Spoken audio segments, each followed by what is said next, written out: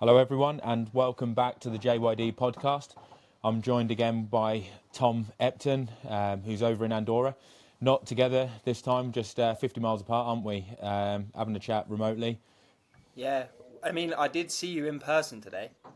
You did, yeah. I met Tom in a cafe, and it's so bloody hell, what am I on about? I'm absolutely wasted, mate, after that ride. I can't even talk properly. I met Tom in a cafe, 2/3 of the way through Andorra. Last time, I only did this ride because on Sunday it was an absolute fail. I was meant to be going out with Tom, went later because I went for a run, and then was recovering, so I didn't leave until 3 p.m. to do a 100-mile route in the mountains, and it pissed it down. I punctured, and luckily I punctured about 5 minutes away from your house, and you were actually in. And then by the time I seeked cover while I was waiting for my dad to come pick me up because I didn't have any spares or anything, it was absolutely bucketing down, wasn't it? Like it was. I've honestly never seen anything like it. It was the most insane rain I have ever experienced.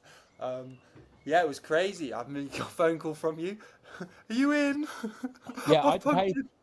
I had to pay £7.50 for that phone call as well, just to get some data from Andorra. If you hadn't have been in, I'd have been screwed because I'd been like, oh God, it looks like I'm going to wait in some restaurant in town because there's no way I'm waiting on the side of the road. It was 9 degrees, cold, wet, and very, very miserable. Like that made me think, I, oh, is this what it's like in Andorra? you should have come out. You should have got out earlier, mate. You could have come for a ride. Went out that day with my mate Tom Gloag, and he was getting ready for doing his last ride before the tour of Norway. I think he's gone off to now, and Yeah, yeah, we had a great time. Did a bit of gravel on the time trial bike. That was good fun. did you? Yeah, up by the lake in Andorra. You can go up from the city up to that lake. There's like a nice lake, and yeah, the lap around it is a bit gravel. So that was good fun. All right, you're lucky, mate. You went around the gravel on TT bike and you didn't puncture, and I just punctured randomly on Oh, a bike normal man, bit of road with a GP 5000. Like that's like the mate, fourth puncture I've had since I've been out here, all on you've either different got wheels it, as well. you've either got it or you haven't, mate. That's it. I Some. don't think I've got it. I don't want it enough. I don't. I don't want it enough. Yeah, don't want enough to carry an inner tube. Yeah. And how was your ride today? So the goal was to come back with a 20 mile an hour average, so 32 kilometers an hour. Yeah. What I didn't realise was that I'd actually done it quite a few times before because I had a little look at the data when I got back, and I've done 20 miles now quite a few times. But what I hadn't done, I think, when I looked at it, was gone under 5 hours for that loop. It's actually just over 100 miles. Um, so it's 163 kilometres, 2,800 and something metres of climbing, an average 33 k's an hour. Four Nice. hours 56, 4 hours 57, something like that. So That's good. I was Did you chuffed with that. enjoy? Did you enjoy going on the road down from the bottom of the Col de Puimaran to the bottom of Font-Romeau on the Oh TT yeah, bike? It's that good bit is that. awesome. But the bit from Andorra through Yeah. Pasta la Casa is absolutely naff. It was like a flipping traffic jam down there, like horrible. Yeah, crazy. It's always a car park down there because it's full of all the French people coming up to get their cheap Andorran booze. Is that what they're doing? Yeah, yeah, they come up, mate. Sorry, there's dogs next door. They're making a crazy noise. Um, they come up and they they fill up their car to the legal amount of booze and cigarettes that they're allowed to buy duty free in Andorra. Because there's no VAT in Andorra, mate. There's no alcohol duty. There's Yeah. no cigarette duty. There's no you fill the car up here, right? There's no fuel duty. Mm. So yeah, people come, they fill up their car with petrol, cigarettes, and alcohol, and then drive back to France. I might take some Marlboro Light back with me then. Yeah, well, mate, I tell you what, if you know anyone that smokes, it's the Yeah. time, it's the place to get it. You can walk into a supermarket in Pasta la Casa, and they'll have one floor is just cigarettes, and then the rest of it. All the cyclists doing that carbon monoxide rebreathing, mate. They haven't. Yeah. They've just been in Pass. They've just been, Yeah. been Well, I in just Pasta do. la Casa breathing secondhand smoke. I need. I need some cigars for when I celebrate after a good performance. I've never had a cigar. Probably won't surprise you And to yeah, know. we'll dress you up in one of Sam Long's tailors, in one of them tailor-made suits. Give you a cigar, and you'll look the part, mate. I could see you in a nice pink Yeah, suit. The thing what I yeah. don't get It's with triathletes is one thing that I'm really against is if you wear a suit, and I've seen Germans do this as well. For me, it's an absolute no-no to wear a suit and trainers. It has to be Yeah. shoes or like, like boat shoes or something like that. But a suit and trainers just looks wrong. And it's like you're trying to dress up smart, but you still got your trainers on. It's just like an absolute no. Doesn't go. Yeah, Looks horrendous. Like, you just look like you're commuting. When mm, you see the people going into the city with their like smart shoes in their backpack and they're walking around London in their trainers, they just look do like they do that. that? Was that what they Yeah, do? I think that. Yeah, that's what my parents used to do because you All don't want right. to be I'd walking never ruin a good suit with a pair of trainers. Like, it's like around. just put something casual on if you're going to wear trainers, some nice jeans, chinos, something like that. But yeah, trainers in a suit are horrible, massive no for style. To be honest, for me, that's Yeah. doesn't. I don't like that. So how's your training been going this week then, other than today? Haven't seen you since Sunday. Did you dry out by Monday? I've just been in a hole, mate. To be honest. Yeah. No. I did. I did a good session on the bike on Tuesday. A couple of 20-minute efforts, and then some like 13 or 14-minute ones. Just run out of road at the end. I was going to do 3x20, but that went really well. Power was pretty good, and it felt nice. And then on Wednesday, had a track session, and it was one of them days where you start or not even start, you're warming up. I had a crap night's sleep, to be honest. Like, I couldn't sleep until 2 a.m. Like, every now and again, I have these nights where, like, I'm literally, like, tired, but I'm really awake, and I'm like, oh, no, I can't get to sleep. And I know I'm not gonna get to sleep until really, really late. And then when you've got a track session planned, the next day is, like, possibly the worst thing that you could have happen. So I had about 5.5 hours, 6 hours sleep, something like that. Woke up, went to the track, was warming up, felt terrible, but I was like thinking to myself, I don't even know if I'm going to be able to get this session done, but I was like, I really don't want to be doing it another day, so I'm just going to have to try and man up and just hope for the best, not look for anything spectacular, but just tick the box and like hit the paces. And I managed to do it in the end, but it wasn't pretty. And I also had like Tim Chariot, cheering me on when I was running around the track. That's nice of him. He He was must have. going, he go, go on, fast. That's what he said. Cheers, mate. Cheers, bro. While you're doing VO2 max reps in his zone 2. It wasn't even VO2 max as well. It was like, at that point, I think it was like probably just above threshold, something like that. So it probably looked. How fast were you running? Started off for the. It was It was like kind of like a pyramid, but you went from like a longer rep to a shorter rep. So it started off with like 3 200s, but then we went a 2K, 1600, 1K, 800, 400, 200. Started off at like 315K pace for the 2K and got down to 28 for the 200 at the end. And then obviously like each rep was getting a little bit faster as it went down. Yeah. Oh, that's not too bad. You might have broken into Chariot's zone 3, maybe.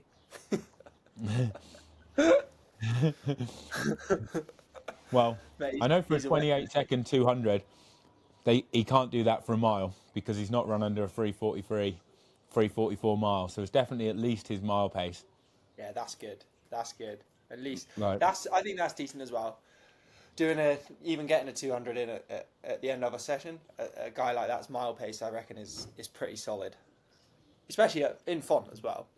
I was actually talking to his coach, and Yeah. his coach told me, well, not his coach, he had a physiologist out there who's actually into triathlon, because the guy spoke to me and like said that he actually like enjoys triathlon, but he's working with their coaching team, and he's like the physiologist, and he said that Timothy Chariot never used to eat, it seems like, when he was racing at his best, enough carbs.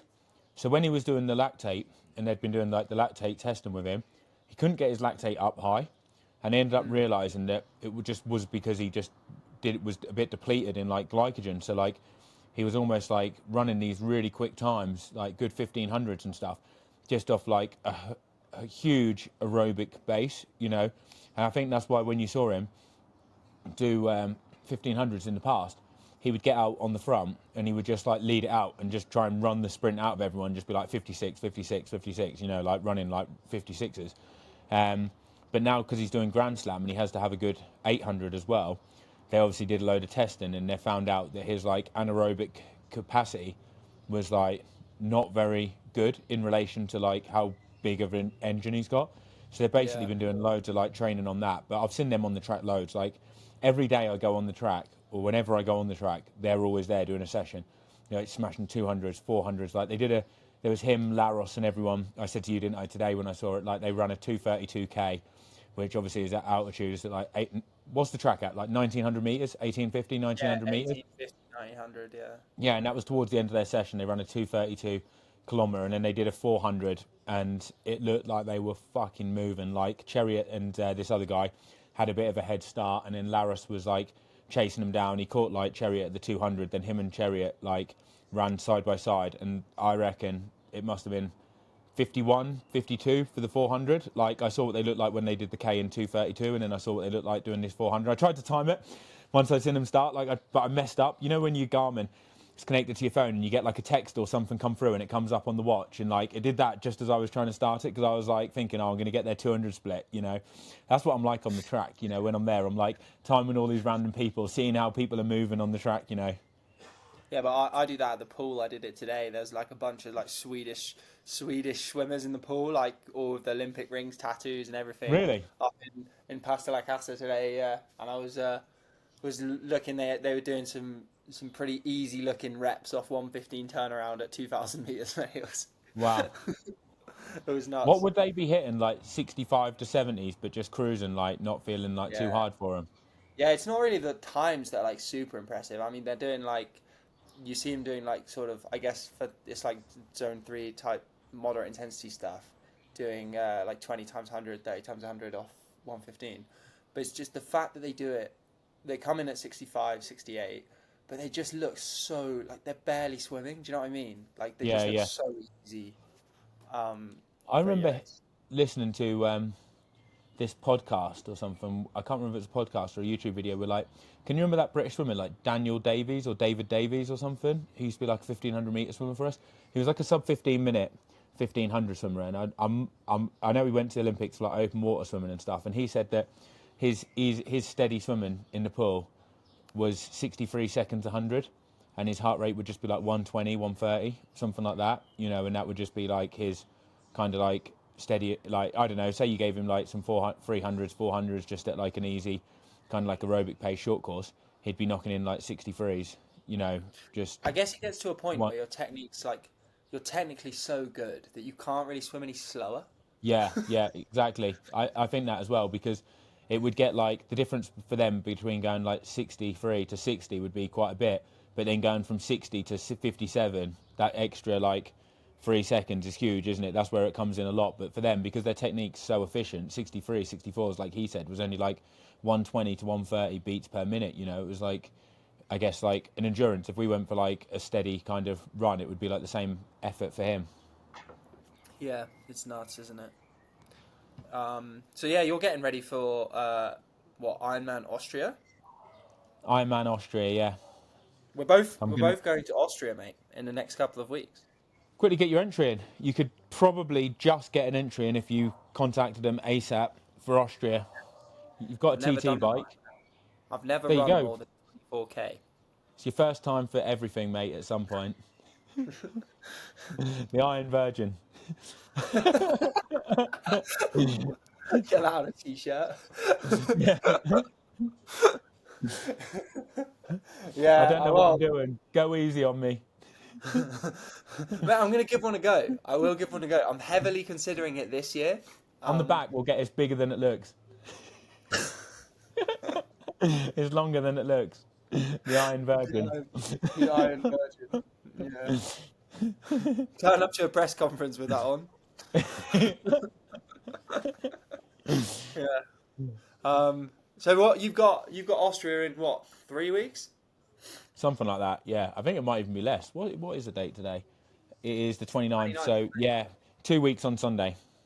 2 weeks on Sunday. So you'll be absolutely flying by then, won't you? I guess because you'll be.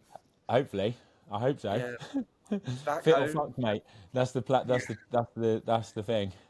Yeah. Where are you on that line at the moment? I feel all right, to be fair. Like I don't really feel that bad.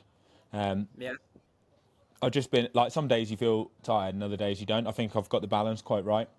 you know, where I'm like hitting the paces in like the hard sessions quite well, and then in the easier ones when you feel tired, you kind of just do them easy, don't you? And you still get some decent training in, but you also recover, don't you? How much are you training at the moment? Like hours wise? Don't know, like maybe like 25 to 30, probably something like that out here.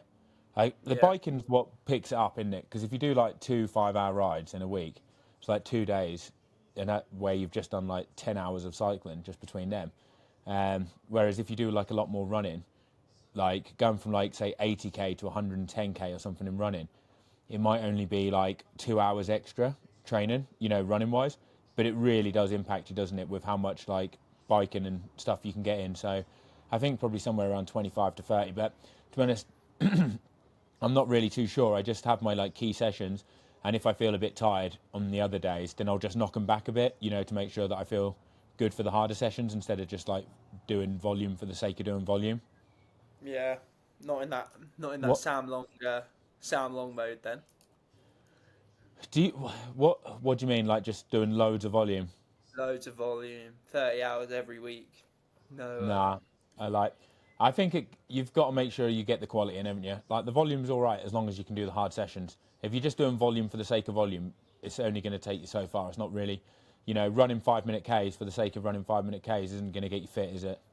God, I wish I could run 5 minute Ks here, mate. It's more like six. Well, yeah, because you're 6 minute running up Ks like a up in- flipping 7 or 8% gradient like one way, and then down a 7% gradient the other. It's not even fast going down either. It's so steep going downhill. You have to run slowly. Does it just beat your legs up? Oh mate, they're destroyed. They're in the bin. Well, I can only train 20 hours a week. I've been working on this app. So yeah, maybe once we've got it launched, I'll do a bit more training. But But you're on the Lionel Sanders plan, aren't you? Where it's like 17 hours a week, but just full gas. What did you say you did? all Because VO2 max. you've seen his training on Zwift, haven't you? So you've got an idea of what he's been doing. You said he's been doing like 4-hour rides at like 300 Yeah, watts, like the that's a Rasmus good tip. Fennington plan. That's a great tip for anyone that wants to see what Lionel Sanders is up to. Follow him on Zwift. Then you can see, because he does all his training indoors, doesn't he? So, Yeah, and every time he goes to the track, he brings bloody Talbot Cox with him anyway. So you know yeah. what he's doing on the track, and then everything else is on Zwift. So it's fine. He doesn't ride When outside. you know when you saw him do that like 4-hour ride at like 300 watts, is that just Mhm. riding at like 300 watts, or is that just the effort? So he's riding like 360, 370, 380, that kind of thing, and then I've he's got seen both recovery. actually. I've seen both. I've seen long rides with some absolutely unhinged intervals in, and I've also seen long like 4 hours, but like steady at 300 watts. But Just he steady does at 300 watts, just grinding away indoors. yeah, like full Rasmus mode. You Oh know? man. On the Rasmus method. But it's got to work though. It's got to get Oh you yeah, fit. like it's definitely going to get you fit.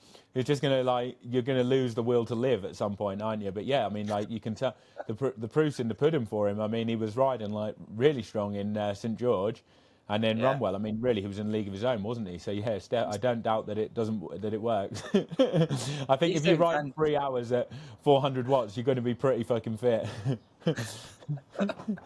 Yeah, he's doing fantastically, isn't he? You know, he's Yeah. uh, he's doing fantastically. There's a lot of racing on, isn't there, mate? There's so much. Yeah, where do you want to There's so start much. then? So we'll have a little chat, shall we, about some of the races? Yeah, should we start with Loire Valley because that's Yeah.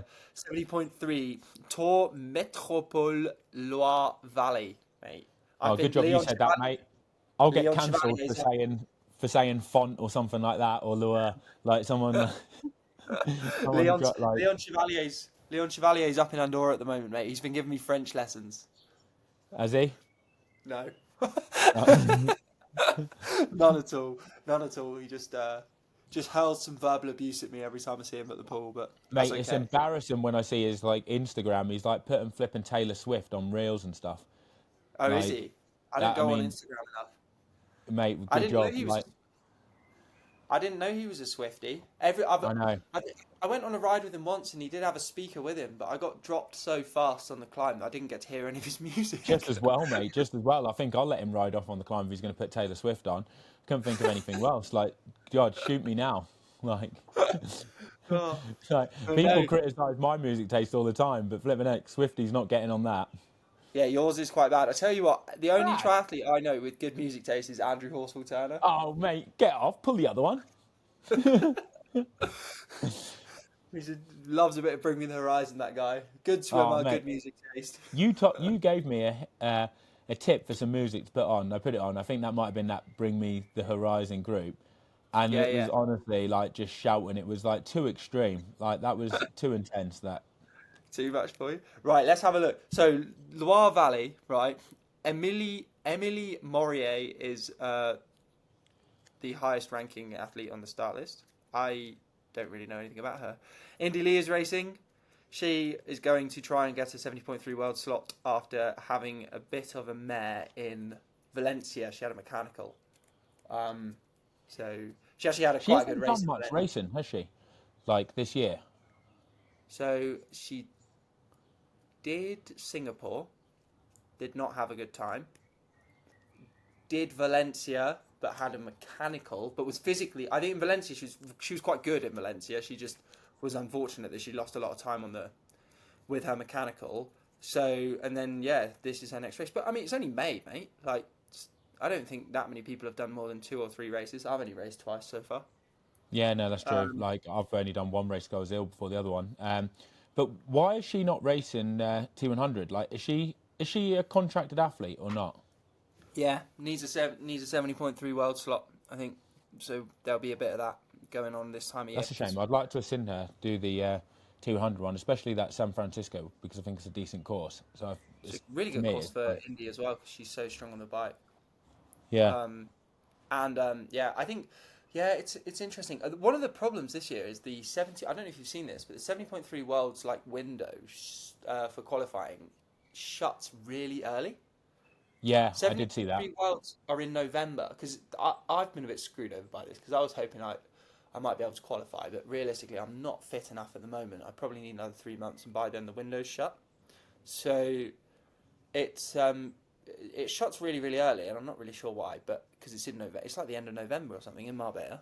But Yeah, I don't know why it shut so early because you'd think it would be open longer than the Ironman one. I think it's because they start no, because last year's yeah, one was like it's really late open as for a well. year. It's open for a year, so it's just I think that's the reason. But I don't know, mate. We have to get Jimmy Riccatello to change the rules. He's a pretty open-minded guy, isn't he? So Oh, mate, um, there's. I mean, you can't really say too much, can you? Because you probably get if you like criticise too much, you'll probably get like loads of motorbikes around you just giving you penalties next time. But they need to change. They need a whole update of the rules. Like they need to make it 20 meters. They need to. There's just so many things that they need to sort out, isn't there? Like, we should do we should do an entire episode on Ironman on Ironman rules and maybe just triathlon rules and how we can all maybe follow the same rules. That would be nice, wouldn't it? oh yeah. Um, Well, do you know yeah, this one in the Loire Valley? What we're like having a chat about? You know, there's only 10 women in that race. yeah. I got the Who's start list up like in front of me right now. I've only heard of that's one of them. Oh, two. I know who Abigail Bedwell is because I've raced her husband, Jamie Bedwell, along many years ago now. I know him a little bit. He was very nice when I met him. Um, so yeah, that's yeah. There's not many people on that start list. I mean, to be honest, can't really say much, can you, about the women's one? Like, I don't really know who a lot of them are. India Lee's probably the biggest name that I know on there. Like, she's got a I, great. She should really win or get top. Well, worst case scenario, I can't see her not getting on the podium unless she has some bad luck in that. The I men's think if one, she yeah if she's going for a 70.3 world slot, I think she'll get it. The men's start list is actually kind of crazy, isn't it? Really, yeah, consider 27 people, and way 27 hard, people. way stronger. Daniel Daniel Beck. Beckard, I thought that he had actually taken a T100 contract, but I'm not even that sure now because he raced Texas, obviously to try and get a Kona spot, I think, or an E spot. I'm pretty sure he got one there. He's And great, now he's, wasn't he? um, would you say? Like, I He mean, was like, great there I'd say in solid. Texas. Like, I think if you're great, you've got to be like winning or second, haven't you? Really, to be Oh classed yeah, as all right. great. Like, Yeah, sorry, mate. He was solid. He right. had a good race. Sam Dickinson as well. Um, is always like really consistent across all three. Never really gets dropped on the bike. Always swims at the front and has a pretty decent run. I'll tell you who's been racing a lot better. Tom Davis. Yeah, Like, was in he did really well in Daytona in 2020. Then after that, he had a couple of bad years, like never really seemed to get on the form. And then recently he won, was it the Salou where you were at? He won that. And then Cheered since him on then, when he he's lapped like, you cheered him on? me. Yeah, when he lapped me, I was like, yeah, because he was in this like 1v1 battle with what's his name, the Belgian guy, Jonathan Lafayette, who's also really nice. But he was in this 1v1 battle. I was like, go on, Tom. Was he? Did Tom beat him in the sprint finish then in Salou? It wasn't really a sprint finish. He dropped him in the end, like with a decent amount to go. He must have upped his running, because I've always thought of him as like his worst discipline was his run, and he was like a solid swimmer. He'd like try and hang in on the bike, and then the run would be where he went backwards. But for him to actually run away from people and to put them away, yeah, I think he was always a really solid. He was always a solid runner, though, wasn't he? Like, it's not that he wasn't bad. Solid, but he wasn't great. But he wasn't bad. But like, there would always be people that would run faster, wouldn't there? That's the problem. Yeah. Like, I mean, yeah, he had a really good run in Salou. Looked great. so this one, to be honest, like if we're going through this one quickly, I think to be honest, it's going to be a bit of a battle between Daniel Beckard, Sam Dickinson, and probably James Teagle if he's on form, because he has done some fantastic runs. If he can be in there or thereabouts after the swim and they don't push the pace on the bike, and he can get back into the race a bit, like and start the run with them, I think he's going to be really hard to beat on the run. Like my money with that. Here's my fun James Teagle fact: is James coached me for a year back when I was at university. All right, so you obviously didn't like it then because you didn't stay with him. No, I did. I couldn't afford it, mate. I couldn't afford it after a year. How much was he charging then? Not a lot. It was very reasonable, but I was a student, so yeah. So he didn't give you any discounts or anything. He's just like, right, no, Tom. he did.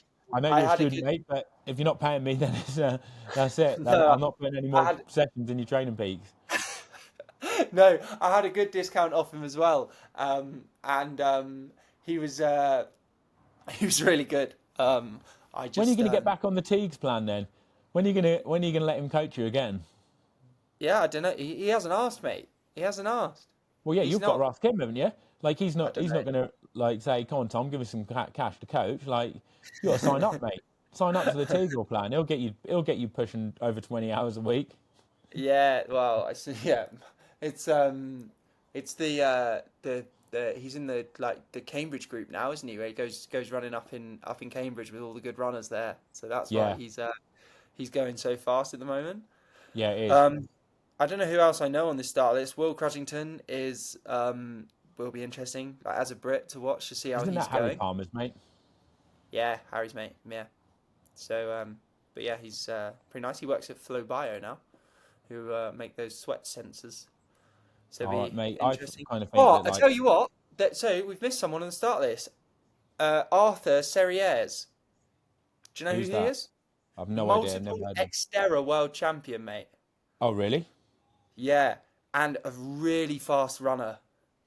Would he be in the mix after the swim? No, every time I've raced him, I've put minutes into him in the swim. So potentially he could be 2 to 3 minutes behind, and it's just whether or not he can work. He's on a mountain bike at least. He is strong. The thing is, the problem with some of these races is, I feel, especially some of these French races, is if you don't get out of the front, the cavalcade is like going to pull the guys further away, and you can get some of these people that are they're great bikers, but at best they're still losing a minute or two to the group just because of the fact that there's 6 motorbikes, 1 car. The motorbike's keeping the whole group together. There's some bikes and stuff at the front, like motos, that are just pulling it along, and that is it. The group's gone, and people are only riding 280 watts in a 70.3, maybe 300 tops, and then they get off on the run, and it's like they've just worked moderately hard for 2 hours, and of course they can run phenomenally great. And then this guy who's a very strong cyclist, is probably riding 330, 340 watts. He's losing time, and then he gets out on the run and he's cooked after 5K because he's actually had to do the whole thing himself. It'll certainly be interesting to see how he goes. I mean, he's not a brilliant swimmer. He does a bit of French Grand Prix though, and you sort of see him in I think maybe even last year he was still doing it. He was definitely doing French Grand Prix races in 2023, and he sort of gets out the group in a in the main group in a kind of ITU style race. So he's not bad by any stretch, but he's not as fast as like Sam Dickinson or Dan Bakkegaard and people like that, and or Tom Davis probably. I think if he has a fantastic swim, and James Teagle has a bad swim, they could get out together. Yeah. Which then I guess maybe with a bit of there'll be a bit of firepower coming through the back. I don't know really who any of the other guys are, so presumably. Who are you picking to win? We'll just pick a winner instead of doing like top three. I've picked India for the women, and I would pick James Teagle for the win in the men's. Yeah, I know it's boring, but I'm going to agree with you that India is going to win the women's race, and I am going to go for, on the men's race, I think Daniel Bakkegaard. Really? Yeah, mate. I think it's a small enough field that he can make a gap on the bike. And actually, you think he's going to break away on the bike, do you? I think he's going to try and break away on the bike. He'll have a good run. He said in T100 in London last year, he had a great run, and he's obviously very strong on the bike because he was great on the bike in Texas, mate. But yes, I think he'll win, and also I like him, and he has a good YouTube channel and a personality, which is nice. For a try. All right then, Ironman Hamburg, female only. Oh, by the way, you said about James Teagle coached you. Who would you pick to coach you if it was a choice between Sam Long or James Teagle? James Teagle every single day of the week. If Why? anyone's looking for a triathlon coach, why? Well, why would you not pick Sam Long? He's like smashing it. He's got great taste in suits. He looks the part. Mate, I couldn't do a week of Sam Long's training. I couldn't. Why not though? What do you reckon? Do you not reckon that like it would be like the get fit or get fucked thing? It would be like this is Tom Epton 2.0. Like he's going for it. He's all in. Yeah, but I'd just get a stress fracture. Well, what about if he was giving you more volume on the bike and less on the run? The swimming you'd be fine though, wouldn't you? Like I mean, he's even doing manage his swim program. He's even doing more swimming than you. He's doing 30k a week. I swim 20k a week because that's the only 50% more. So your swimming wouldn't be on par with Sam. He would have to be looking at your swimming. He'd be like, mate, there's loads of room for improvement here. You're only doing 20k a week. Like, go on. There's no need to swim 30k a week. I'm sorry. Even if you're doing short course, you don't need to. It doesn't. As a triathlete, it's not necessary. It doesn't help. You can swim 20k a week, or 20 to 25k a week. If you're doing short course, that's maybe 6 swims. If you're doing long course, that's 5 swims. If you're getting out front, if you're trying to get out front pack, that's 5 swims a week. Doing 4k each swim. You don't have to do anything ridiculous. You just do 20k a week. You do a little bit of threshold swimming, a little bit of fast stuff, and mostly easy stuff. And you get someone who knows what they're doing to come along and tell you how to swim properly. And then, but Sam Long would say he's tried 20k a week. It didn't work. He's not got any faster, so now he's going all in, and he's going to train like a swimmer. That's what he would say. So and he should ask Ari. He should ask Ari Clow how swimming 50k a week helped. Ask Ari Clow how swimming 50k a week went. Ari Clow rating his shoulders have never felt the same since. I don't know how he's swimming now. He only does duathlons, doesn't he? God, I'd like to just do duathlons, like a triathlon that's masked as a duathlon. Like that would be like perfect for me. Yeah, actual duathlons are crazy fast. Though you've seen the Benjamin Choucair, that French guy. Mate, he's a fucking machine. So this guy, if you don't know who he is, like I told Tom about, he had the com up Alpe d'Huez, and Pantani and Armstrong. Pantani used to have running the running com, but like the cycling com was known as like, wasn't it like 36, 37 minutes when like Pantani went up there fully doped up on like literally out of his eyeballs on everything.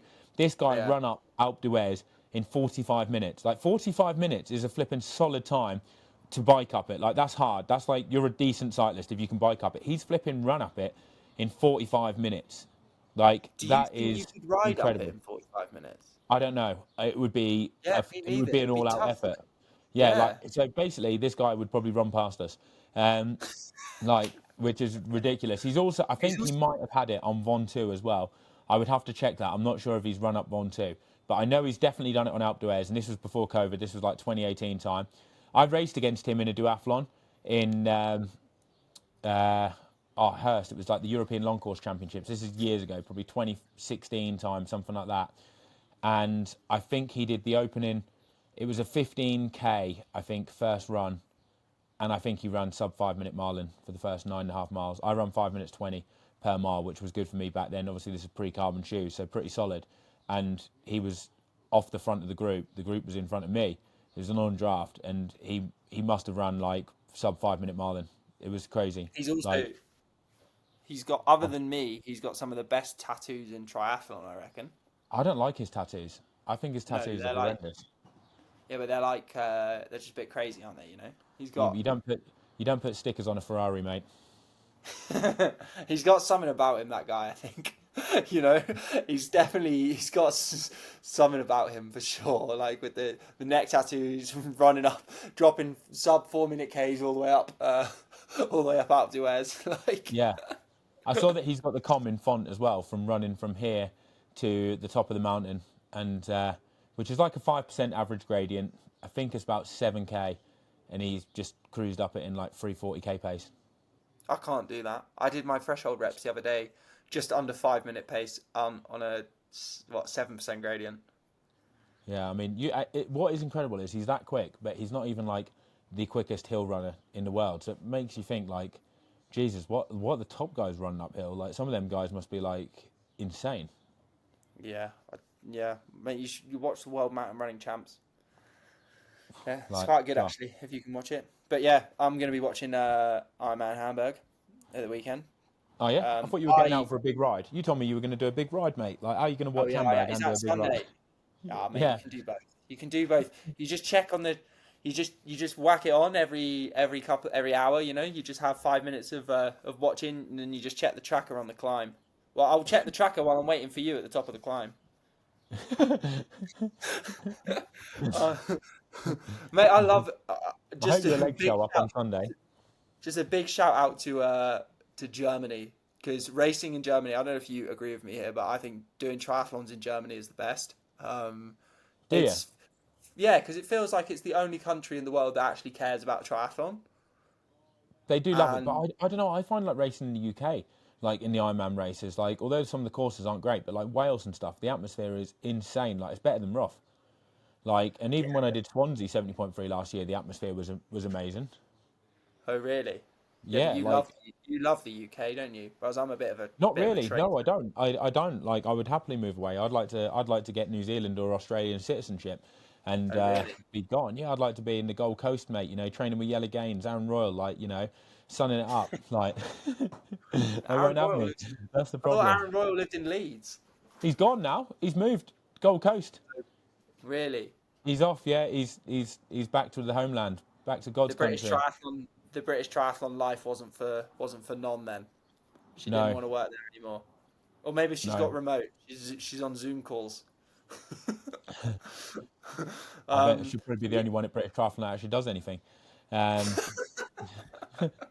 they fired her for doing too much work, making them look bad. We better not talk too much about British Triathlon, because I still haven't paid for my kit from the 2023 Iron Long Course World Champs. I don't know if an invoice might. When did you last receive an email about it? Ages ago. Really? The last I heard was, I think so. The last I heard was that they weren't going to give me a pro license unless I paid. That was the last I heard. So I had to run to USAT, and USAT, they had their arms open, and they said, "Joe Skipper, we will happily take you on. You can have a USA license through us, and don't worry about British Triathlon. It's a pleasure to have you, and we'd love to see you, you know, recognising the stars and stripes at the events." And I was like, "Thank you, USAT. You guys are heroes." So, well, it's a useful thing to know for any Brits that want the advantages of being a federated member of a triathlon federation, but don't want to pay British Triathlon any money. You can just join a different country. You know? And it's easy to get the USAT license. They'll give it to anyone. Like, you literally. You don't even have to do that much. So if you want a pro license in the UK and you're struggling, come and join me. Come and jump ship, cross the Atlantic and race for the USAT. You've even got a Spanish one, haven't you? You even went full Spanish. Yeah, I've got a Spanish license, mate. I'm soy español. That is such a good tip, because now when they see you on the start list with a Spanish flag, you'll definitely get the motos. Like I should have done that. Like, Yeah, I've had a few races in Spain where I've had the motos at the front, mate, yeah, and because I they think tell you what, they think they're pacing like one of their own off the front. Like, yeah, nah, you can tell I'm not Spanish, mate, because I'm too tall and I'm too pasty. too So good looking. yeah, too good looking. Yeah, exactly. No, So I look looking at the very field in English. Hamburg, I thought this was going to be more stacked. It's obviously like the European champs, isn't it, for the females? So it's the equivalent of like Frankfurt. There's only 24 women in the field. That's if But everyone turns up. I thought it was going there's to be not way that many, stronger. but it's quite top heavy, isn't it? There's 4 people that are 5 people that are like, I'd say 7 people that are probably like really good. But like when you think about like a Frankfurt, like for the men, they're like 80 people and like 15 of them could win it. You know, it's nowhere near as strong in my eyes. I mean, like you've got the top 3, which really jump out for me, or top 4: Jackie Heron, Laura Phillip, Kat Matthews, Marjolaine Pierre. I think that Anne Reichman won South African, didn't she? So yeah, she was really good there. You've got Danielle Lewis. Oh, that's that Norwegian girl. It's her first Solveig full distance. Loftes. Yeah, yeah. I bet Yeah, she's going she's to be a good. machine. Like the Norwegians are machines, aren't they? Like when they turn up, Yeah, that they're going to mean business. They don't turn up and mess around, do they? yeah. There's nothing worse, mate, than getting to the like race briefing. You see someone with one of those like Team Norway t-shirts on, and you don't recognise who they are. That's how you know you're in for You it. think is that what would be like your thought process at some of the races? You'd like turn up and if you see someone with a Norwegian like t-shirt on, you're like fuck, like these guys, they don't fuck around. Like if they come to a race, they're going to show up. Yeah, yeah. Well, yeah. And in the men's race, of course, they're all like, 6'3" Vikings as well, aren't they? They're just units. They're absolute weapons. They've got FTP of 450 watts. Why are they They so strong? swim. Like, is it their Mate, culture? Are they just hard have you been working? there? Like, what? Have you been there to Norway? Only for like 1 or 2 races before, but years ago, Yeah, but not the really strong. like You have to be strong to survive, mate. what, because of the weather, the brutality of the terrain, where it's like mountainous or. Yeah, yeah, all of it, mate. You got to swim in the fjord, and you got to ride around in -3 and snow all the time, and it's Do you always think that's what it is cloudy. then? Do you think it's more like they've grown up with in a hard testing environment that it just breeds them to be tough? Like when they're tired and they're just like, they're in the middle of a training block and they might feel a bit tired. They kind of just think, I've been here before, I, fuck it, like kind I, of get your head down, get the training in, and they're just so used to like being like living in this hard life where everything's hard that is not hard for them because they've got all the rest of the day to recover. It's just like, they're just bred different. Do you think that, or what? Like, what do you think? I, Like, what? honestly, I think the reason there's so many good Norwegians is when you listen to like Ariel Tveiten talking about the sort of junior program and stuff in triathlon.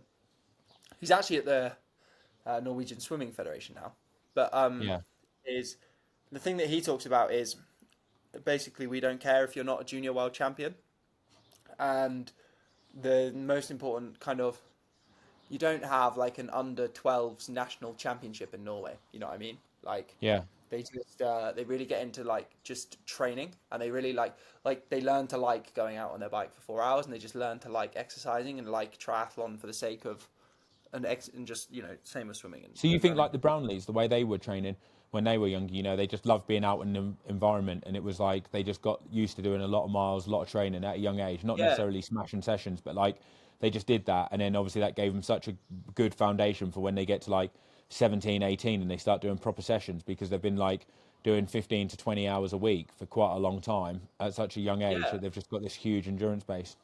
Yeah, the huge endurance base, and then also the attitude of just like actually enjoying exercise.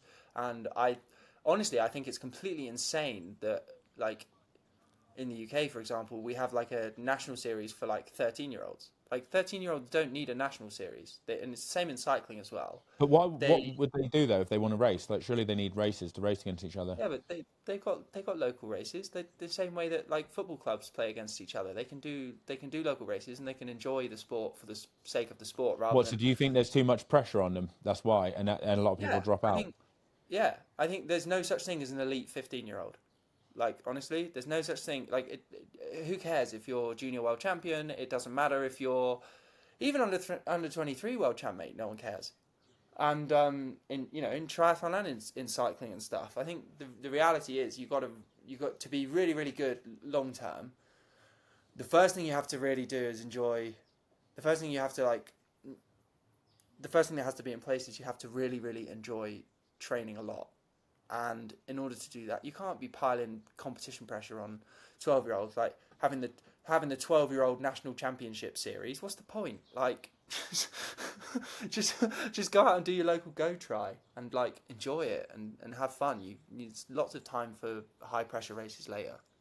Yeah. And I think Norway, they've got that right. They've got the kind of the balance of that of really really really good, and they end up breeding athletes that just really really like training, and they like exercising, and they like exercising for the sake of exercising. So Which going yeah, back to Hamburg, how do you see the race panning out? Like looking at the field, looking at the athletes that are in there. The course is obviously flat and fast. Could be a world record course, but massive transitions which impact you because it just takes ages to run through. But it could still be on. So obviously, if it was a men's race, a group could get out the front. There could be packs, and it could be like toe long. But with the women's, who knows? They generally seem a bit more fair. But how do you see it planned out? Can you see anyone beating Cat Matthews. Kat or Laura Philipp? I think Cat Matthews is going to win by miles. I've no idea what kind of shape Laura Phillips in. I presume that she's probably still probably had a She did a really good off. 70.3 last week or the week before, and she was good. She was decent. Oh, did she win Yeah, in Crike? Was it Crikegau? yeah, that's the one. That's the one. They got a Bundesliga there.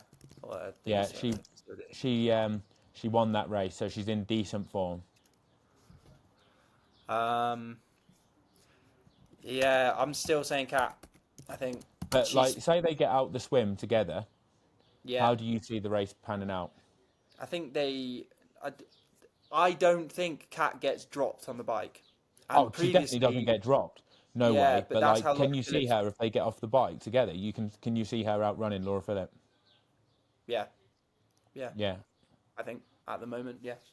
I think Cat is the favourite for this, based on Texas and based on I mean, obviously, Laura Philipp is world champ and was excellent, obviously, in Nice last year. But Cat is a phenomenal marathon runner, and I don't see a situation where anyone on that start list outruns her. I think if Kat doesn't drop Laura in the swim, it's very close. I don't know who wins out of them two. I think you could literally toss a coin because it would probably come down to the run.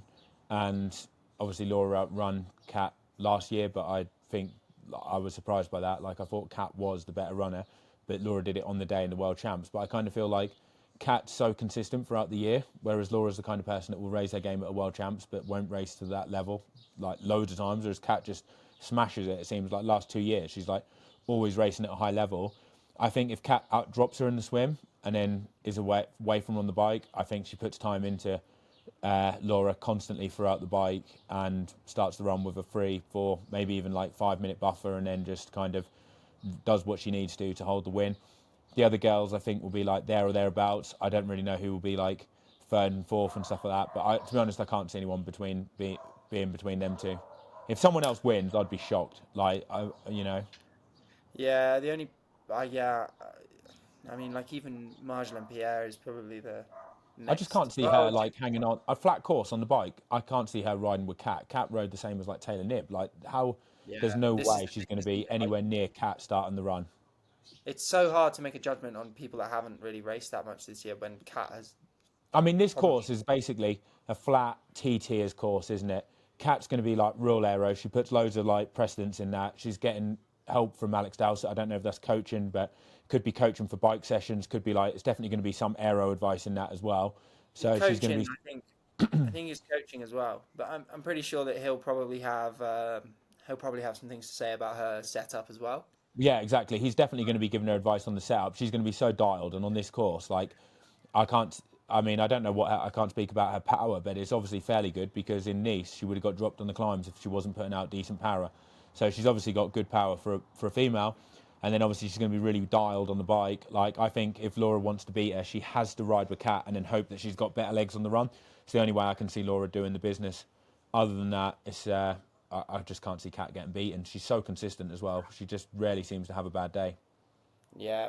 So what's your podium? Kat Matthews in first, Laura Phillips second, Jackie Herring third.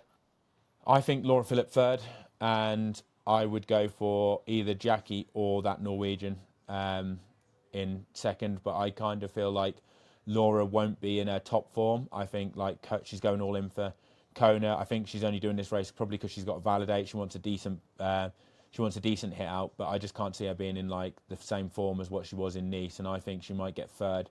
Kat will win it, and then someone else in second. I'll go for that Norwegian because they just seem like tanks. Like they just seem like bomb-proof. Yeah, just seem bomb-proof, don't they? Like, you know, she's like, I mean, I feel like that Norwegian's either going to smash it or she's going to get smashed. It's literally going to be one or the other, you know. She's obviously going to do it. It's her debut at an Ironman. She's going to either be like absolutely amazing and everyone's going to be like, holy shit, who's this? Or she's going to like blow up and finish in 7th or 8th, maybe even not in the top 10. I'd be well happy with 7th if I blew up. It could be worse. But the thing is, in some of these races, you get off the bike at the front and then you blow up a bit and you still run like 3 hours or 3 hours 5. You still don't lose that many positions because I feel like with the women's racing, there's a big differential between what the top girls are running. The top girls are running like under 2:45, but still 3 hours seems like it's quite competitive for a female. Whereas in the men's, it's like there's a few guys that are running like under 2:40, you know, like 2:37s, 2:38s, but loads that are running under 2:45, and there's not many pros that are that are running slower than 2:50, is there? Very few. Like they're actually getting good results. And we pretty much agree then on that. Is that what you'd say is that what you think then for the top 3? You wouldn't throw in any other? No, I think the top 3 is going to be Kat, Laura Philipp, and then Jackie Herring. What do you think Jackie Herring has to do to win? I don't think she can. Don't think she can beat Kat. But in her game plan, like to beat Kat, do you think she has to swim and then like get off the bike within like say 2-3 minutes and hope she's got her run legs? Because she's a fantastic runner if she gets like on the run. Yeah, but she's just not at the same level of runner as Kat. You know, like there's lots of. You think Kat's a better runner? Yeah. Yeah. Really? Because I'd have said that they're like fairly similar on the run. I think that Kat is a better runner and also I think a better runner off an equally hard bike, if that makes sense. And I think she's better on the bike as well. So, yeah, I just don't see. I mean, in an open. You think that something has to go wrong for Kat, basically? Like Jackie can't beat her if she races to her potential. Like Kat has to have something go wrong, like a bad day, feeling ill, bit off form. She's definitely the favourite. That's what I'd say. Yeah.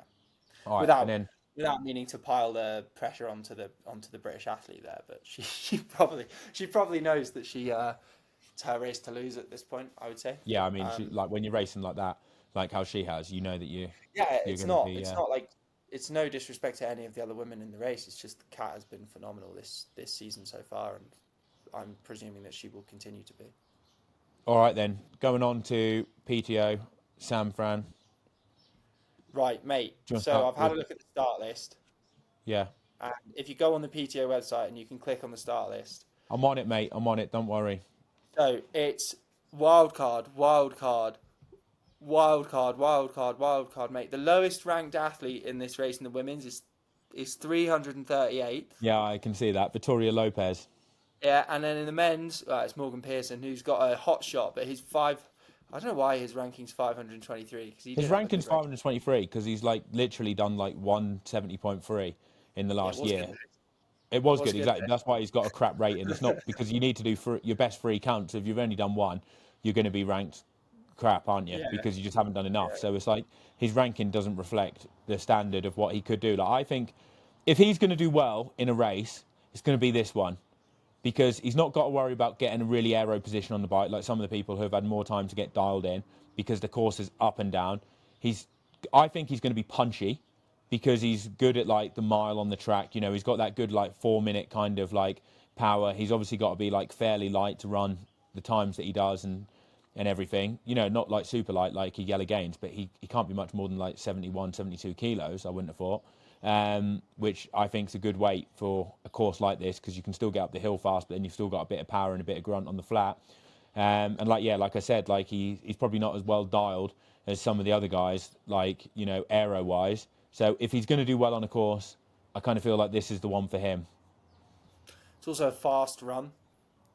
Yeah, Which with I a think bit of trail as well, which probably like suits him. they run loads of trails, don't they, in Boulder, like them kind of like flat, cindery kind of trails. It's like the only good thing about being in Boulder, isn't it, mate? Really. Yeah, like I think Boulder like seems like the most overrated training location ever. Like the riding say looks that. the same. We'll get cancelled for that. Do you reckon? The ride, Yeah. whenever I look on Strava, it's like all I see is people riding up the flipping hill to like that Estes Park or something like that, or they go flat and go north of Boulder. It seems like it's the same roads all the time, and they're like look like they're really straight with hardly any turns, riding in a shoulder on a main road. I just think like it's good probably for America, and the fact that you're out in the country is a bit nice and going up into the Rockies, but it's the same hills all the time. It's not like Pyrenees, is it? It's not like being in Andorra or Font-Romeau where you've got like so much choice and so many roads, different ones, is it? Yeah, that's true. Oh, I don't know, Like mate, in Andorra. Boulder's probably good for America, but you come to Europe and you go to some of the best training places in Europe, and then you actually see what good training is. Yeah, That's what I that is think, true. you know. Yeah. And you don't get So- ripped off. I've heard that Boulder's a rip-off. What do they say, like 7 or 8 quid a coffee, something like that, which is like, Oh, really? you know, apparently, yeah, it's like, because it's all like got the reputation now, isn't it? It's like, it's probably like, you know, a bit like Girona, isn't it? You know, you get all the like people that want to go there because it's the in thing, but it's not really like the serious athletes probably aren't really based there, are they? I don't find Girona super expensive when I go though. No, Girona's not, but you know the type of people that go to Girona, like, Yeah. like I that do. kind of people. Like it's like all showy, isn't it? You go there, like, a lot of people go there for the show because they want to wear their Paz normal cycling kit and they want to kind of be in Girona and like go to like Yeah. flipping espresso mafia. Pastel coloured map bib shorts. Yeah, exactly. And then they want to go to like the cafe, sit outside, don't they, and stuff like that. I know exactly what you're going to get when you go there, you know. Yeah. And So Boulder's that, is it? Is Boulder the same? I think so. From what I've heard, I disclaimer, I haven't actually been to Boulder. This is just what I've heard on the grapevine. Do we go? Do we go next yeah. year? Do 70 Couldn't point free afford it, mate. Boulder and then a bit of a Couldn't Boulder afford it. training camp? I haven't got a PhD in physics like you and be able to like program and stuff. You know, I'm just a long course triathlete. Like, I didn't actually finish the PhD, so I'll have to. didn't you? No. I stopped halfway through because I couldn't afford to carry on, mate. You couldn't afford. I thought you got funding for doing the PhD. Yeah, I did, but they pay you peanuts, mate. It's like 80 hours of work a week for 20 grand a year. I couldn't hack that. I like money too much. So what have you got? A master's then? No, I've just got a regular bachelor's degree in physics that I All right, so you're as qualified as me then. I skipped the masters. Yeah, what, you got a degree in physics as well? I skipped the masters. I skipped the masters because they offered me money to come and do the PhD. And then when I quit the PhD, my supervisor and the like research team, they actually said, "Do you want a master's degree?" And I said no because I didn't, just in case I wanted to like go back and get a master's degree, you know, and be a student and get some money off Student Finance England again. But what do you So mean? Like, could you not? If you'd have said, "Yeah, you want the masters," they would have just gave you the masters. Yeah, Why I did could you have just not take had that? That seems ludicrous that you wouldn't take that. I didn't need it, and I thought I might want to go back and get one at some point, you know. Well, you wouldn't need to go back, would you? Because they were going to give you it. Like, No, but get a master's in something useful, mate, not physics. is that not useful? Like computer science. That's what I was But going to couldn't do. you have taken a master's in physics and then gone back and done a master's in like computer science? No, because I wouldn't have been able to get a loan off Student Finance England, so that's why. So basically, he just wants taxpayers to pay for him to like have a jolly, and I don't need him to now. I sort myself out these days. you make your own coin now, don't you? That's why you're looking at going to Boulder, and that's why I'm like living in the outskirts. I'll be staying 20 miles outside Boulder in a cheap Airbnb, like commuting in to train with you. Yeah, exactly, mate. I'll have to see if Metzler's got a spare room. I'm sure he'll look after me. Yeah, it depends how many people download my new app, mate, next week. So we'll find out. Yeah. So T100, right, mate. So women's race, I've got. Yeah, let's start there. We'll start with like the big hitters: Kate Woff, Taylor Knibb, Spivey, Gentle. Like Taylor Spivey, this is a great course for her. Like Taylor Spivey apparently has been ill. What? Oh. Yeah, that's what I've heard. That's what I've heard on the. Julie Deron hasn't been in as good a form, has she? Really? Like, you know, as what she had like in the Olympics. Like, I don't know if she's even done. Like, was she even in like Singapore? Like, I honestly can't even remember. Like, if she was, she went pretty anonymous in it. She was good in middle distance last year, though, wasn't she? In one or two races, yeah. Yeah. Like she I was mean, good in that T100 in Ibiza. She was like second. the thing I would say, mate, last year she did Challenge Valse, which is a hilly bike course, Yeah, and then a relatively fast run. It's not super yeah. flat, but she ran a legit 1:12 half marathon there Did she? off a hilly bike. So, Oh, right. uh, That's but I don't know moving. how. The only thing I would say is the women's field didn't have Taylor Knibb or Kate Woff in it, so it wasn't the same If level of she's in that form and she can keep the gap bike. down to 4 minutes, she has a chance. She can swim with nib. So basically, she has to lose less than 4 minutes on the bike and hope that she's in that run form, basically, to have a chance of winning. Like, and Yeah, even then, that's going to be a tall order to run 4 minutes into Taylor Knibb over 18k. and Kate Like, it's doable. and Kate Woff. Yeah, Do you but think will Kate Kate? I don't think ride with Kate Taylor? rides with Taylor Knibb. I'd like to see her try. I think this is I what hope she my tries. pet peeve of the women racing Taylor Knibb is. I don't know if they're if when she comes past at her ridiculous power, which she definitely does do. I don't know if they all just go, oh well, we're never going to keep up with her, and then give up immediately. I can't see Because Kate Watt being like that mentally, though. Can you? I can see her thinking, oh mate, surely she's got to think, if I am in contention with Taylor Knibb starting the run, I will have her number on the run, which I think she will. Kate Watt definitely runs faster than Taylor Knibb, like yeah, 100%. I cannot see Taylor Knibb outrunning. What I would say is in T100 races, I think Taylor Knibb leaves a lot out there on the bike, and she doesn't generally run that fast. I think she's pretty fucked on the run because a lot of the time you see the girls putting a lot of time into her on the run. The only problem is she's put more time into them on the bike. But if Kate keeps the gap down to if Kate gets off the bike with a 4 minute gap, whew, I honestly think she could do that, and I would put my money on Kate. yeah, yeah, I agree. I But hope she goes with it. the other thing I'd say about Taylor Knibb is you don't really know how hard she's trying in these runs because she doesn't really need to. Well, I don't So know, like when on some of them when she's been caught before with Ashley Gentle, she's lost like 7 or 8 minutes, and yeah, she's been run Ashley down. Gentle will run. She'll run fast. I don't know how well Ash she'll. Ash struggles in the cold. Like I think she's going to struggle in this Yeah, one. I think top five, top mate. There's a three lot of at best. But Australians. There's a lot of Australians or adopted Australians on this start list, isn't there?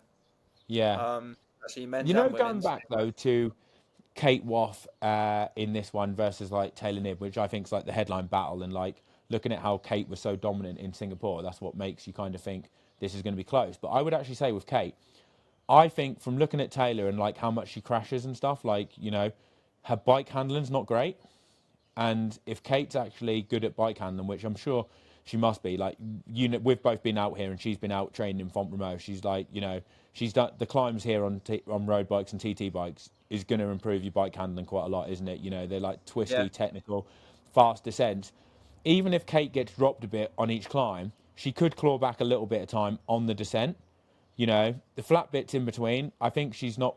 She might be similar aerodynamics. I don't know. I know she's definitely done some aero testing because she went to Denmark. You can see the videos of her on the velodrome there. So she's definitely done something in that, and she's obviously going to be fairly clued up on that. So the only thing is the climb. Will Taylor Knibb ride up the climb much faster than Kate or any quicker? I think Kate is probably going to be fairly quick on the climb because we know that she can ride pretty well on the hills. So how much time will yeah, she lose on them? She's a good swimmer. She's not going to lose any time on the swim, is she, to Taylor? Like, I would actually say no, she's probably a better swimmer than Taylor Knibb. Like, in ITU yeah, races, she gets out ahead of Taylor Knibb on the swim. So it's all about the bike. And, like, if Taylor's not great at technical bits and Kate is, then Kate could claw back little bits of time on the descent. She might lose more time going up the hills, but at the end of the day, she just needs to be. If she's within 2 minutes getting off the bike, it's going to come down to Kate, isn't it? Really, like. yeah. And I tell you what as well though, if they're riding together on the climbs and Kate can actually put Taylor Knibb under a little bit of pressure on the descent, she might be able to force a mistake. Jesus, if she Um, does that, I would be mega impressed if she actually rides with Taylor. Like that would yeah. be very impressive. Well, I don't think it's super unlikely. No, well, Um, that would be impressive though, wouldn't it? Considering like she qualified for the Olympics, for the bike for the TT, like yeah. that would be awesome. So there's a lot of wild cards, mate, and we should talk about each of the wild cards. Megan McDonald is a Brit, got a wild card. Don't know. She raced in Singapore, I think, and was pretty good there. I think she was 10th or something. Yeah, she must be Um, 10th because she's 10th in the standings. It says on the thing. Yeah. Cecilia Perez, who I have literally never heard of.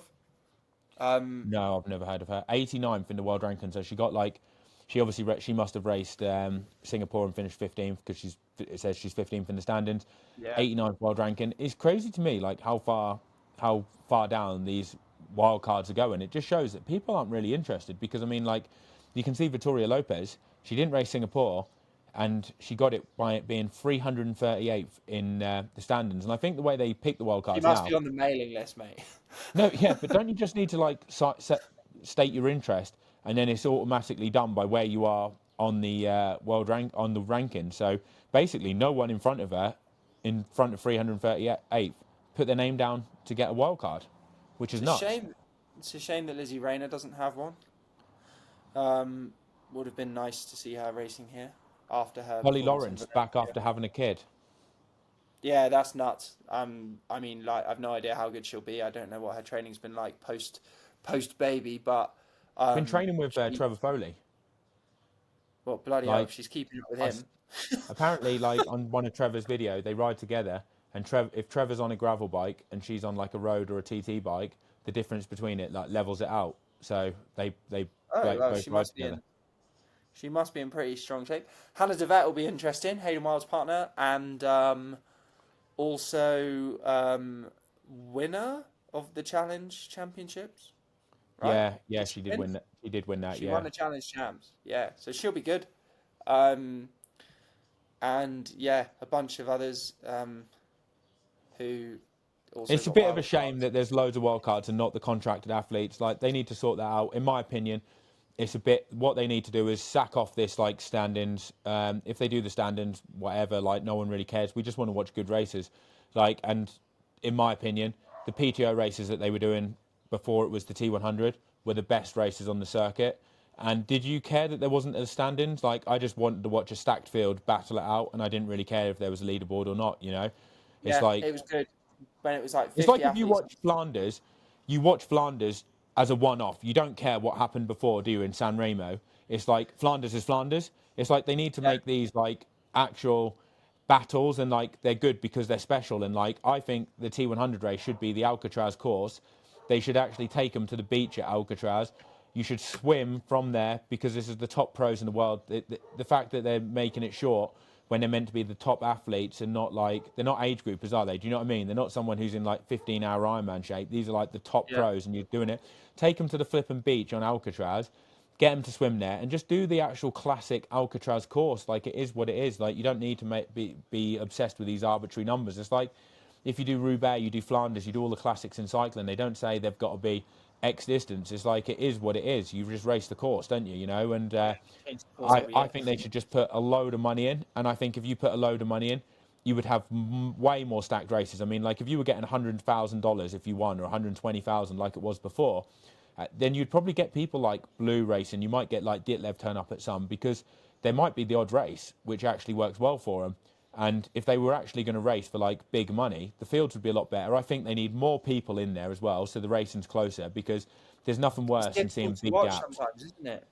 It is But difficult, and I was yeah, watching they've it got with like the best. Amy. I Go was on, you watching go. it with Amy. I was watching it with Amy, and she sort of obviously is a cyclist, and she sort of sat there watching triathlon and like knows a bit about triathlon now, and she's saying, "Where is everyone on the start line? Like, there's 20 of them on the start line." Yeah. And she like it looks like half the people haven't turned up. It's I know really that. bad. It's It rubbish. is terrible. Yeah, and they've got the best broadcast. The broadcasting's absolutely awesome, and it's Yeah, almost like commentary's good as well. yeah, it's just wasted because the fields aren't big. Like, why did they have to change it from like the best races were like PTO Daytona, which was absolutely flipping awesome. Then they had the IB for one. They had the one in Yeah, IB Edmonton. good. And Dallas, like every one of them was absolutely flipping awesome. Like they came down to the wire. Like they were great races. Like, and then they changed it half the fields, and then there's big gaps. I mean, like Kate Woff winning by 6 minutes in Singapore. That is so Mate, it boring was to watch. I mean, fantastic result whatever from can her, solve but boring for us.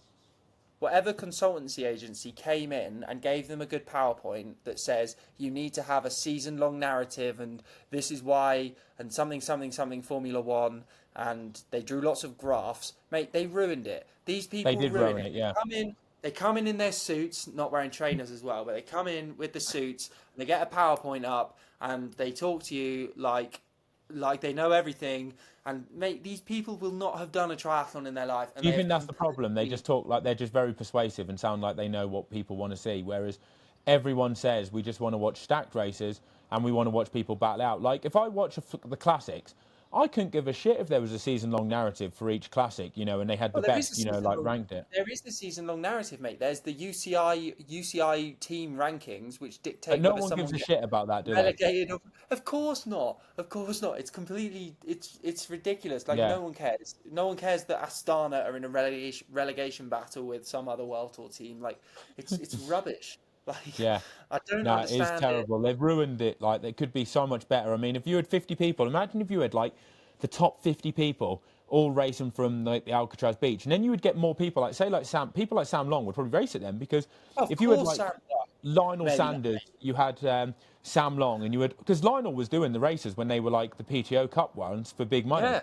If you had, like, Lionel, you had Sam, you had Trevor Foley, and, like, Sam was actually in a group of athletes able to work, then it would make it a lot better, because then you would also almost have this chase group with a load of horsepower able to work up. But at the moment, it's like Sam Long out the swim by himself, no allies, because everyone he catches, he's caught for like minutes, so they're not able to offer any help.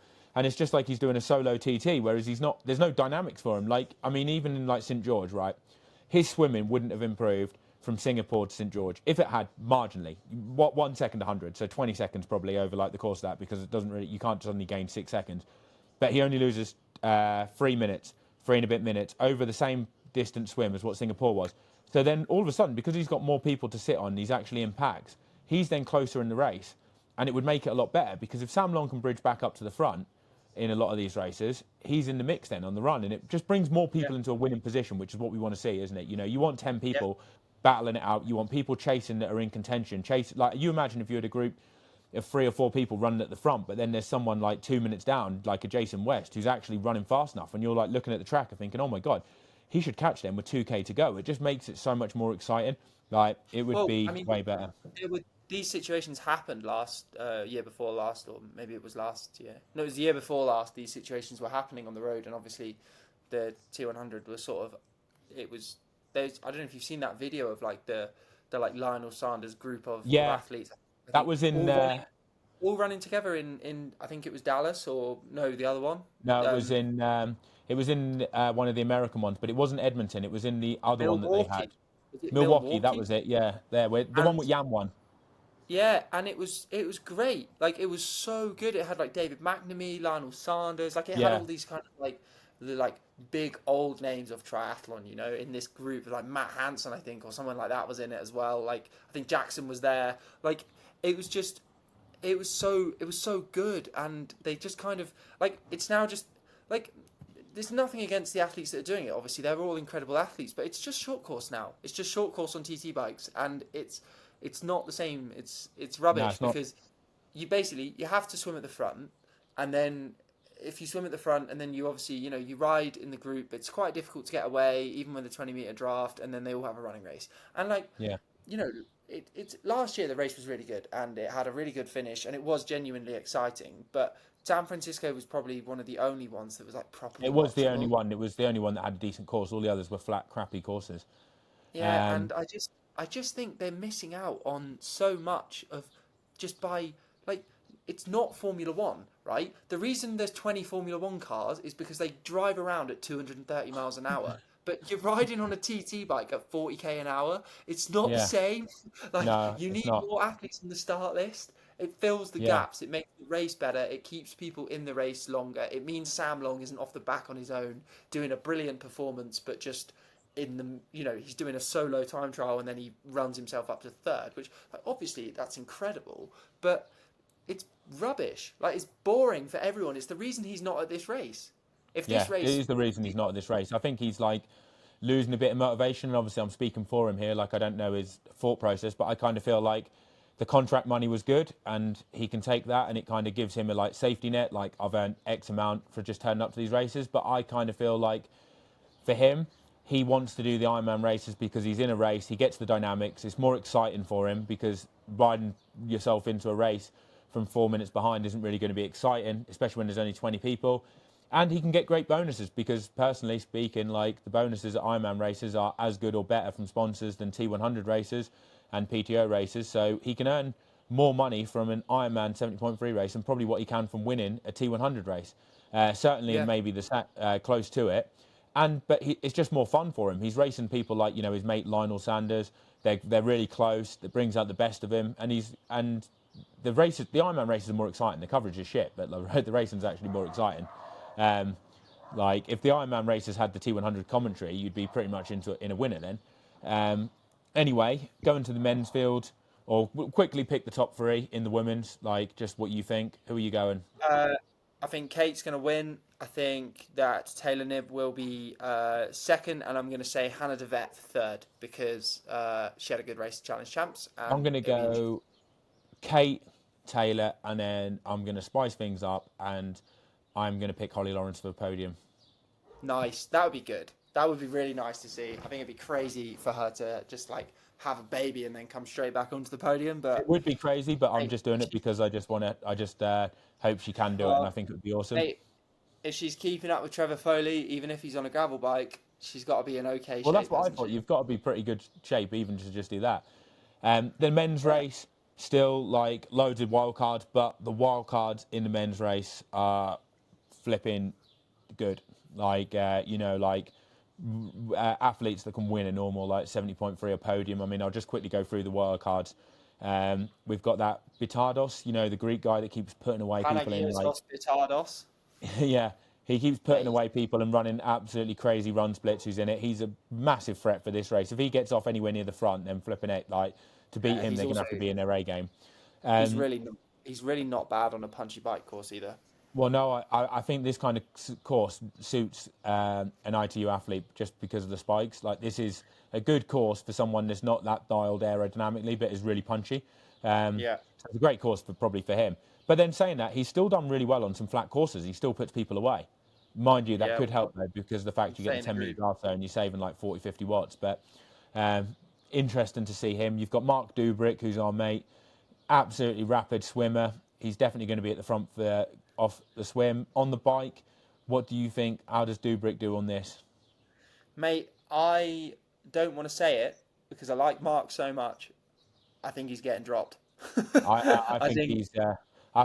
we love you, Mark. We love you, Mark. Hopefully you won't listen to it before the race, but yeah, we kind of see you getting dropped, mate. And then running all right. But I also think he has his best race if he doesn't completely cook himself on the bike because he's a really, really good runner. And I mean, we're saying that he's getting dropped, and we're kind of like laughing about it and sound like we're taking the piss. But I mean, it's against like the flipping best guys in the world, isn't it? It's not like he's getting dropped by your mum on like a shopper, is it? Like we're talking like he's getting dropped, and he might not be that far behind. He might get off the bike within a minute and a half, something like that, 2 minutes. But what we're saying is we can't see him getting off the front right with the first people. And that's no disrespect to Mark. He's a great cyclist, and he can run really well. Like, I mean, we were talking about his run that he did in that St Anthony's triathlon where he ran like not much slower than Matt McElroy. If he can get off the bike and actually be pretty good, he could get a top 5 if he has his best race, I think. I think a top 5 for Mark Dubrick is definitely on. Yeah, for sure. Then we've got Jake Birtwhistle, who's got a wild card. What do you think? How do you see him? I see him getting dropped. And then, like, off his last race in St George, where he didn't do quite as well, I don't know if I can see him being, like, a threat for the win. Maybe, like, a 5th or a 6th or a top 10, outside for a top 10. Like, personally. Don't think he'll feature. Yeah, I kind of feel like he's going to get dropped on the bike. Yeah. Even in the swim, I don't think he's making the very front. Really? I think it's going to be a complicated swim that they're going to push really hard. And I think that he's in the kind of like second group. And I think, honestly, that's kind of that. Aaron Royal, what do you think? He'll have a great swim, mate. I think for Aaron Royal to get a good result in this, personally, I think he needs to fucking light that swim up. And Aussies are normally awesome in sea swims. And like just the currents, I don't know what it is. If it's because they spend so much time in the water as a kid that they just know like where to be.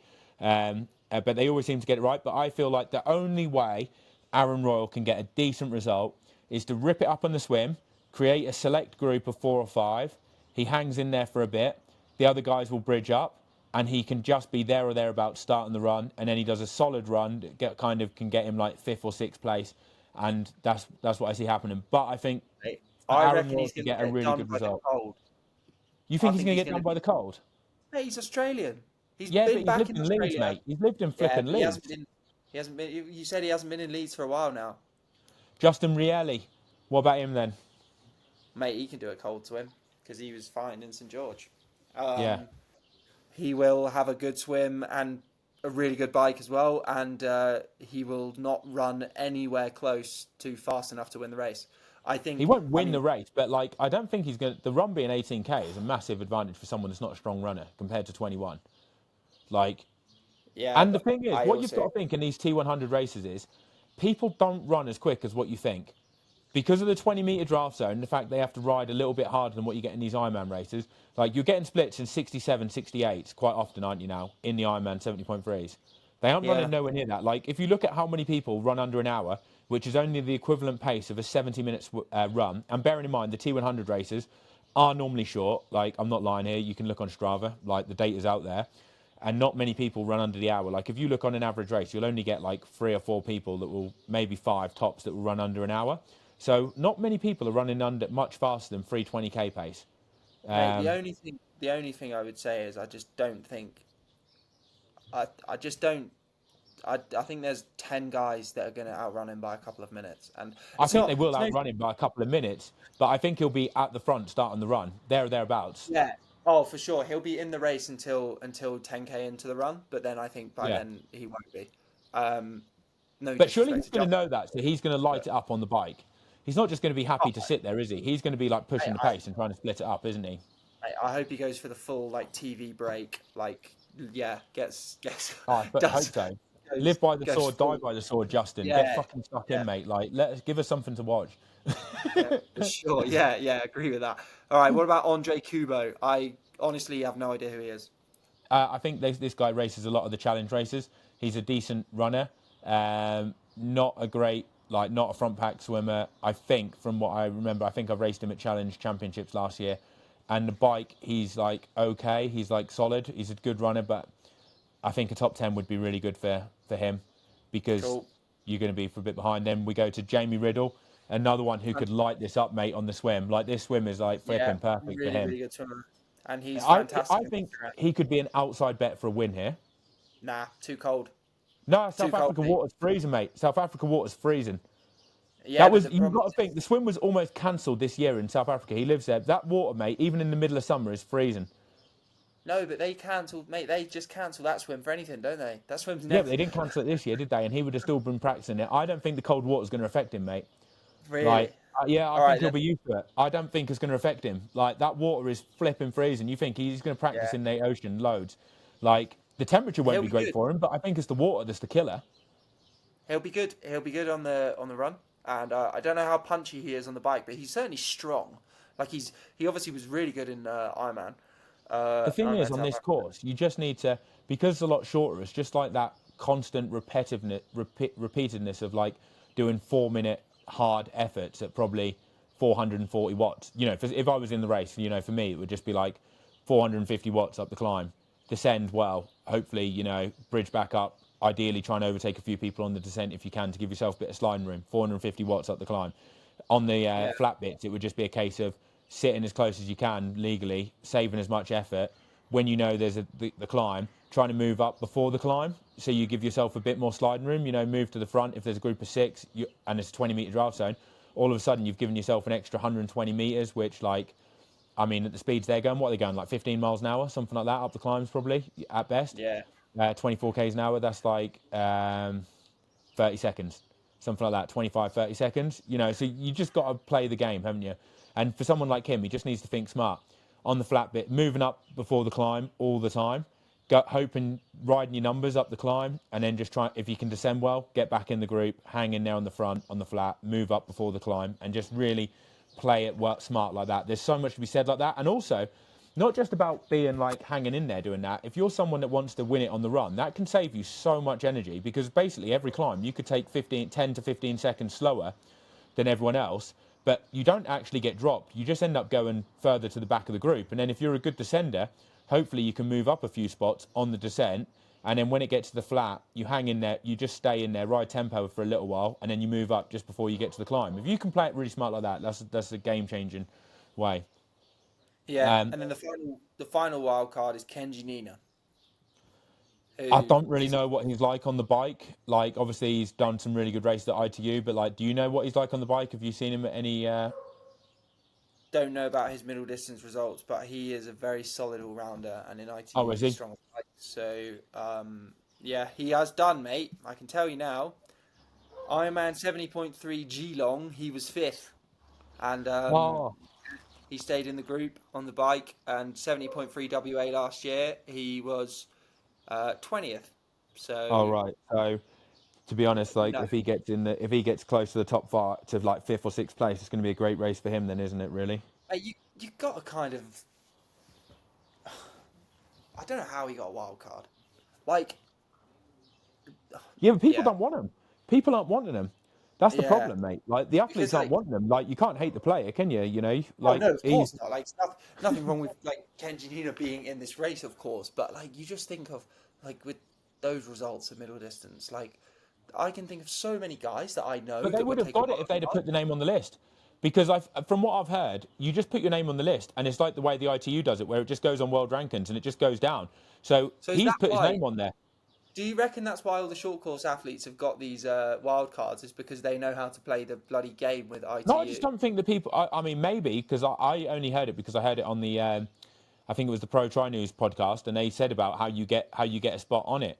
So like that was the only way I would have known. Otherwise, I wouldn't have known. So maybe there's probably quite a lot of long distance athletes that don't know. But Hey, like, I mean, World Triathlon ruined the T100, didn't they? To be like, yeah, I honest, mean, if anyone who's like quicker that is a higher ranking than 311th put their name down, they would have got it instead of him, I think, because I don't think the PTO is allowed to just select people who they want. They have to do it off the rankings.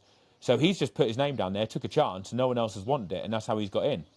mate, I'm ranked like 600 and something from the world Well, at the yeah. moment, So, so like, I'm there's straight down. probably a chance that you might get in. Like, you could like live it up on the swim, mate, and just like see what happens. Like, I'd love to see that. And then we'll go back, and then now having a little chat, like overall, like taking into account all the contracted athletes. For me, the top hitters in this race, I'm just going to pick them out. I think Marten Van Riel, Rico Bogen. I think this is a great course for him. Like, I think he's like, I mean, obviously he was in the sprint finish last year on it, and like the heat seems to like take it out of him. Vincent Louis, I'm 50-50. I don't know if Singapore was a bad bike for him or if he's just not as strong on the bike as what we thought. So this is a good testing one for him, because I thought Vincent Louis was going to come to these races and he was going to absolutely, you know, smash people. Like, I thought like he was just going to be a really strong cyclist and he was going to ride off the front and like, you know, cruise it on the run. But I'm not sure how good his cycling actually is. Nah, he gets put under pressure on the bike in middle distance. He has done for the last few years. I don't think he's actually. He's My obviously pick. strong, but he's just not. He's not as strong as the super strong guys. I mean, if you think about Rico Bogen did 380 watts or something at. Yeah, but I don't think them numbers are accurate, because Nah, he is. his He is. CDA, it doesn't make sense though, because to go the speed that he did, something's off. Either the But power even like meter last or year, he's like his arrow is a brick wall. well, It's yeah, got to but be one or the other, you realistic. know, from the data, mate. Like, Yeah, but even last year, the point I'm trying to say is that there's guys that are like super super strong on the bike, there and are, but this race is a bit different in the fact that some of them guys that can ride really high power doesn't really matter in this race if you're not punchy. Because riding the climb at, say, 390 watts is just going to get you spat. For someone like Rico's size, he's not going to get up in the group riding 390 up the climb. If people like Yellow yeah, Games well, riding like 370, 380, he's going to need like 430, 440, you know, yeah. I maybe think even Freddie. more than that. So, like, how punchy are some of these guys? Because that's the thing. And like Vincent Louis, if he's not that good at holding like a sustained power output, but he's really punchy, he could get away with that in this course because he can punch himself up the hill and then you can recover a bit on the downhill. And it's all more about like them like 8 efforts. I think there's like 8 hills in total over the course of the ride, maybe more. So there's a Yeah, lot of like 5-minute efforts. I mean, if you think that hill's 4 or 5 minutes, I think that's what it is when I looked on Strava from before. So basically you've got 30 to 40 minutes of like very hard riding. You've obviously got a lot of downhill where you're not really pedaling, then bits on the flat. But how hard will people go on the flat towards the end of the course when they're a bit cooked from the climb, knowing that there's a run to come as well? It's the thing. Yeah, I mean, it'll be a really hard swim as well, I'd which like will to see suit. Jason West start the run in good run form. I say old school Jason West, just the Jason West from like 2 years ago when he was absolutely lighting these runs up, running like 55, like, running up to blue and stuff like that. I would love to see Jason West start the run 3 minutes behind on a day where he's like running Mate, like the wind. last year he turned up to this race on a road bike. He's not getting off the front anywhere near. I'm Yeah, I sorry. can't I'm see it, but sorry I to would say love it. to. I know, It's, I can't see it, but I'd love to see him. I would love to see it though. yeah. Well, if he's lucky, he won't get lapped out on the bike. Oh, Carl Smith. We didn't mention Carl Smith, like in the sprint finish Right, for yeah. last Well, year. let's do picks. Let's do picks now then, because I'm picking Carl Smith to win. I think this is a good course for him. He hasn't raced at all yet this year, which I think will probably benefit him. Yeah, I think it's a great course for him. It's a hard swim. It's a hard bike. He is punchy on the bike, and last year he very nearly won. So, yeah, I think Carl Smith's going to win this year. And in second and third, I think Marten Van Riel is going to be second, and Panagiotis Bitados is going to I think he'll get dropped on the bike, but I think he'll get really, spat really on the fast bike, to come mate. third. I think he'll get spat on the bike. I think this is going to be a baptism of fire. Surely, like they're going to drop him on the bike. Well, they will all be trying to drop him on the bike. But the For only thing sure. that they would fuck up, the only way they wouldn't be able to drop him is if they actually don't work together and they end up chasing each other down, and he just sits on the back and just doesn't do anything and just hangs in there. If they're actually smart and they actually try and isolate him, he's not getting off the bike with the front guys, is he? And you actually make him try and do some work. The thing is, it's be interesting because there'll definitely be guys in that front group that will also kind of back themselves, even though we don't think they can. They'll back themselves to outrun Yeah, him. they will back themselves on the run. Like I think Marten Van Riel and I think Jelle Gaines are going to back themselves like to outrun him. I think for me, the top three, I'm going to go Rico Bogen for the win. Nice. And then I'm thinking, I'm not going to pick Jelle Gaines for the top three because I think living in Australia for the last for an Aussie, for a Queensland summer, that he's going to be used to the warm weather. The sea's nice and warm there. I think he's going to struggle in the cold. I could be wrong because he's from Belgium, but It depends how much residual Belgian he's got left in him, you know? yeah, it does. Yeah, exactly. But yeah, my top three are going to be Rico for the win. I think he's better than what he was last year. He knows how to play it a bit. I think he's going to make the bike hard. The heat's not going to get to him on the run, so I think he's going to be. I'm going to back him. Then for the second place, it was a toss-up between Kyle Smith and Marten Van Riel, but I'm going to go for Kyle. It's a tough one to make. And then the third, Martin's just... I think for Kyle to beat Marten, it's going to be so flipping hard because I feel like Martin's the better runner and Kyle has to kind of drop him somehow, and he's not going to drop him in the swim. Then it's all about the bike, whether or not he can get a little gap. But I'm going to back Kyle just because he was good here last year, and I like to see Marten put under a bit of pressure because he's done so well at some of these, but it could go either way. I reckon. I think it's just going to be... Kyle's going to handle the cold really well, and he's got to go absolutely ham on the bike. But I think he basically has to put people into a hole on the bike and hope that it becomes like a strongman run and not an easy run where people have been able to sit in, save energy, and the faster runners can actually access their speed. Tell you what though, for anyone that's listening to this while and who's racing, especially, but what everyone actually wants to see is a ginormous slugfest on the bike. Like, we want to see you go up that first climb at 500 watts. It's not... It's rubbish with 20 people on the start list, so at least just go absolutely mental that first lap on the bike. Justin Reel's our man for that, though. We need Justin Reale to spice it up. You know who else we need? We need Alistair Brownlee back, mate. He'd do it. Yeah, he would. Yeah, he would be up for that. I think that's... Imagine a peak Alistair Brownlee, 2014 to 2016 Alistair Brownlee, in this course. No one on this in start top list. form. No one on this start list gets close to 2014 Alistair Brownlee, mate. That is going to be fucking scary, isn't it? He's going to be up that hill every time. I dread to think what power, and then he's going to get off on the run. He's going to start off at sub 3 minute Ks, and it's going to be like, and hold it hang on for 2K. Oh yeah. Yeah, mate. Like right. He did that. We've He been did that. ages, mate. I Yeah, wasn't well, expecting it to be this long, but I guess that's what good. happens when I end up chatting to you. We end up going off on tangents and everything. But anyway, guys, I hope you've liked the episode, and yeah, let us know who you think's going to spice it up, who you're expecting to see do well, and we'll catch you next week. Thanks, Tom, for your time. Hope you have a nice little dinner. Yeah, mate. I will. We'll do a race. We'll do a recap after the race next week, maybe in person. You know, You need to that'd be come to good, wouldn't Font, it? mate. Like the Yeah, offers yeah. there. We've got that spare room. Your missus is Yeah, bored I'll come stiff, mate, in Andorra. No, I love it here. I love it, mate. But I'll come over. I'll come over next week, and we'll do a bit of training together and do an episode and bring Amy along. And how long are you there till? If anyone's in Andorra, go round Tom's and just see if his missus is all right. I feel like she's under house arrest and she's stuck in Andorra. She loves it in Andorra, mate. She loves it.